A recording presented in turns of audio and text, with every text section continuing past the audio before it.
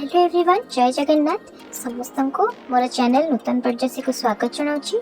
आज आम authentic way रे ओडिया रो माछ तरकारी बनेबा आउ आम समस्ते बन के खुशी खाइबा।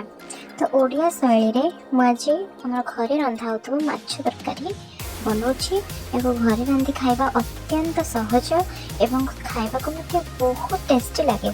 तो प्रथमे आम कौन करवा ना पियाज काटिक नहीं जावा, पियाज रसुण अदा किसी पियाज रसुण अदा को ग्राइंड करवा सहित आम धनिया पत्र नहीं जावा। तापर आम नवा किसी काटिक टमाटो 3टी टमाटो मुझे एठी तापर आम धनिया गुंड, जीरा गुंड, लंका गुंड और हलदी गुंड एवं किसी स्वाद अनुसार लुण को आम नहीं सब नहीं सारापर मुझे 1 केजी इलिश माछ नहीं तो आपण मैंने जेकोसी माछ यूज करें। कड़े तेल गरम हो सारापर मुझे माछ गुड़ी को छाणीबा आरंभ करदेवी। आपण मैंने देखिपे केयरफुली माछ को भाजबे, ना हाथ में तेल छिटिकी जीवार बहुत संभावना थाए। देखिपे मु प्रथमे पेटी पीस गुड़ी को भाजी नौ बहुत भल भाव। देखिपे माछ को मु हाई रो मीडियम फ्लेम भितर भाजुची। देखिपे सबतक माछ गुड़ी को मु भाजी नहीं मुंड 2टी को एवं पकई से गुड़िक होगला तरकारी कार्यक्रम आरंभ करी।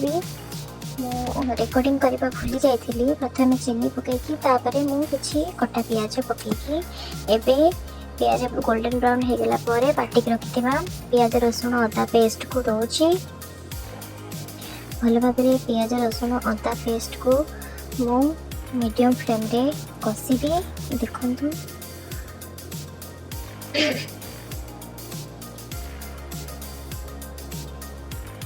मसला को तेल बाहरला जाए मो मसला को कषिबी।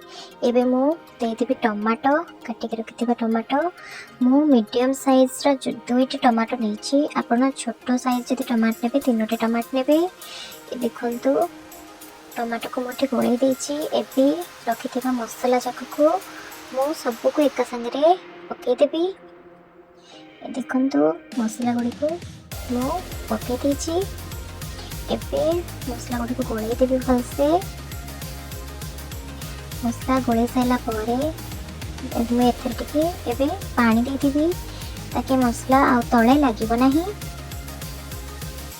तो आप देखिपे केते सुंदर भाव में मसला गुड़ी को कषि नहीं। मसलार तेल भी बाहरी गलानी। एवं काटिक रखि सीझा आलू को मुझे दूसरी। आप चाहिए कंचा आलू को फ्राए करके यूज करेंगे, बट मुझे सीझा आलू यूज कर। सीझा आलू यूज कले तरकारी टी बहलिया लगे, टी आंडुलिया लगे, जोटा भल लगे। देखिपे मो आलू कषि हो गला। एवं मु तरकारी पानी देदेवी। ये उषुम पानी यूज करी। आपण हिसाब रे पानी अधिक कम करें। मो हिसाब रे आम टी झोल पसंद तो से झोल वाला करी। देखिपे पानी गुड़िक देदेली। मुंड को आग देदेवी। मुंड भल भाव फुटीगला मुझे पकईदेवी गरम मसला। गरम मसला को देखो मु पकई नहीं। एबे मु भल भाव मुंड फुटीगला माछ गुड़ी को दे दूची। देखिपे माछ को देदेली या फुटापी मीडियम फ्लेम रे मु छाड़ी देछि।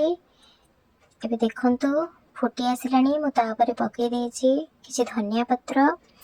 ये धनिया पत्र फुटी सारा पर एबे आमे याको प्रस्तुत हो जाइछि हमर माछ तरकारी। एवं आमे याको गरम गरम सर्व करके खाई परिबा।